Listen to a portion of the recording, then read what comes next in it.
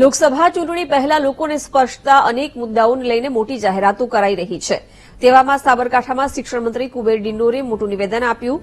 કુબેર ડિંડોરે જૂની પેન્શન યોજના લાગુ કરવાને લઈને જણાવ્યું કે રાજ્યમાં જૂની પેન્શન વ્યવસ્થા લાગુ કરવા આંદોલનો છે, ત્યારે ભાજપ સરકાર જ ફરી જૂની પેન્શન યોજના લાગુ કરશે।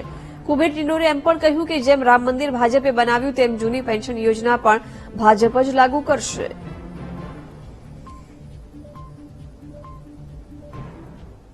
શિક્ષણ વિભાગ એટલું નથી એમાં, પણ આમાં નેતૃત્વ બધા આપણે લઈએ છીએ, એમાં નેતાગીરી આપણે લઈએ ને, આમાં પાછા બધા આપણે, પણ બાકી તો 26 વિભાગો છે ભાઈ, બધા તમામ કર્મચારીનો પ્રશ્ન છે અને એ પણ આપણી સરકાર જ, ભાજપ સરકાર જ, આપણે જ કરીશું।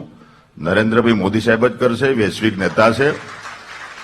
ફરીથી ચૂંટણી આવવાની છે એપ્રિલ મેમાં, મોદી સાહેબ સ્પષ્ટ બહુમતીથી ફરીથી દેશના વડાપ્રધાન બનવાના છે, એમાં કોઈ બે મત નથી।